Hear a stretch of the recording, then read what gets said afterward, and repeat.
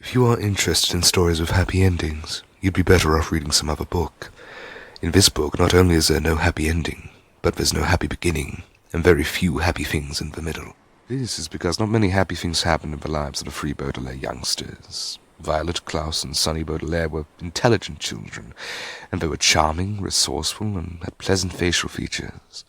But they were extremely unlucky, and mostly everything that happened to them was rife with misfortune and misery despair.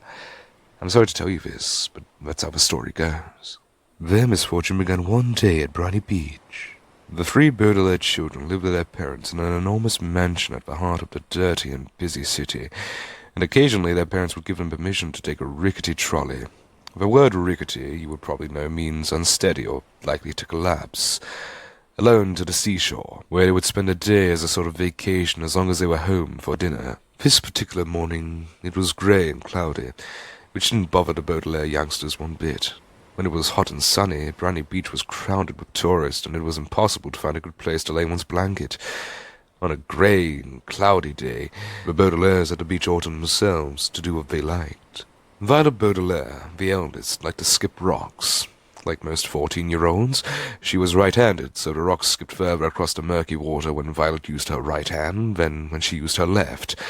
As she skipped rocks, she was looking at the horizon and thinking about an invention she wanted to build. Anyone who knew Violet well could tell she was thinking hard because of her long hair that was tied up in a ribbon to keep it out of her eyes. Violet had a real knack for inventing and building strange devices, so her brain was often filled with images of pulleys, levers, and gears, and she never wanted to be distracted by something as trivial as a hair. This morning she was thinking about how to construct a device that would retrieve a rock after you've skipped it into the ocean. Klaus Bertelaire, the middle child and the only boy, liked to examine creatures in the tide pools. Klaus was a little older than 12 and wore glasses, which made him look intelligent. He was intelligent. The Beaudelaire parents had an enormous library in their mansion, a room filled with books on nearly every subject. Being only 12, Klaus, of course, had not read all the books in the Beaudelaire library, but he'd read a great many of them and retained a lot of information from his readings. He knew who killed Julius Caesar, and he knew much about tiny, slimy animals found at Briny Beach, which he was examining now. Sonny Beaudelaire, the youngest, liked to bite things. She was an infant and very small for her age, scarcely larger than a boot. What she lacked in size, however, she made up for with the size and sharpness of her teeth. Sonny was at an age where one mostly speaks in unintelligible shrieks, except for when she used a few actual words in her vocabulary, like bottle, mummy, and bite. Most people had trouble understanding what it is that Sonny was saying. For instance, this morning she was saying, "Cack!" over and over, which probably meant, "Look at that mysterious figure emerging from the fog." Sure enough, in the distance along the misty shore of Briny Beach there could be seen a tall figure striding towards the Beaudelaire children. Sonny had already been staring and shrieking at the figure for some time when Klaus looked up from the spiny crab he was examining and saw it too. He reached over to touch Violet's arm, bringing her out of her inventive thoughts. "Look at that," Klaus said, and pointed towards the figure. It was drawing closer, and the children could see a few details. It was about the size of an adult, except its head was tall and rather square. "What do you think it is?" Violet asked. "I don't know," Klaus said, squinting at it. "But it seems to be moving right toward us." "We're alone on the beach," Violet said, a little nervously. "There's no one else it could be moving towards." She felt the slender, smooth stone in her hand, which she had been about to try and skip as far as she could, but she had a sudden urge to throw it at the figure, because it seemed so frightening. "It only seems scary," Klaus said, as if reading his sister's thoughts. "Yeah, because of all the mist." This was true. As the figure reached them, the children saw with relief that it was nobody frightening at all, but someone they knew. Mr. Poe. Mr. Poe was a friend of Mr. and Mrs. Beaudelaire's, whom the children had met at many dinner parties. One of the things Violet, Klaus, and Sonny really liked about their parents was that they didn't send their children away when they had company over, but allowed them to join the adults at the dinner table and participate in the conversation as long as they helped clear the table. The children remembered Mr. Poe because he always had a cold and was constantly excusing himself from the table to have a fit of coughing in the next room. Mr. Poe took off his hat, which made his head look really large and square in the fog, and stood for a moment, coughing loudly into a white handkerchief. Violet and Klaus moved forward to shake his hand and say, "How do you do?" "How do you do?" said Violet. "How do you do?" said Klaus.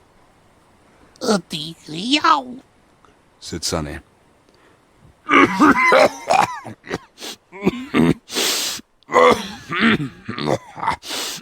"Fine, thank you," said Mr. Poe, but he looked very sad. For a few moments nobody said anything, and the children wondered what Mr. Poe was doing there at Briny Beach, when he should be at the bank in the city where he worked. He was not dressed for the beach. "It's a nice day," Violet said, finally, making conversation. Sonny made a noise which sounded like an angry bird. Klaus picked her up and held her. "Yes, it is a nice day," Mr. Poe said absently, staring out at the empty beach. "I'm afraid I have some very bad news for you children." The three Beaudelaire siblings looked at him. Violet, with some embarrassment, felt of a stone in her left hand, and was glad she had not thrown it at Mr. Poe. "Your parents," Mr. Poe said, "have perished in a terrible fire." The children didn't say anything. "They are perished," Mr. Poe said, "in a fire that destroyed the entire home. I'm very, very sorry to tell you this, my dears." Violet took her eyes off Mr. Poe and stared out to the ocean. Mr. Poe had never called the Beaudelaire children "my dears" before. She understood the words that he was saying, but thought he must be joking, playing a terrible joke on her and her brother and sister. "Perished," Mr. Poe said, "means killed." "We know what perish means," Klaus said, crossly. He did know what the word perish meant, but he was still having trouble understanding exactly what it was Mr. Poe had said. It seemed to him that Mr. Poe somehow had misspoken. "The fire department arrived, of course," Mr. Poe said, "but they were too late. The entire house was engulfed in fire, and it burned to the ground." Klaus pictured all the books in the library, going up in flames. Now he'd never read all of them. Mr. Poe coughed several times into his handkerchief before continuing.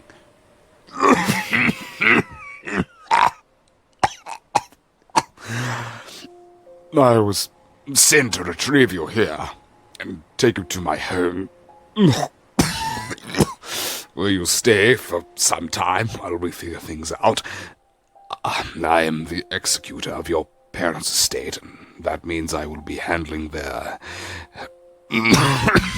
enormous fortune and figuring out where you children will go.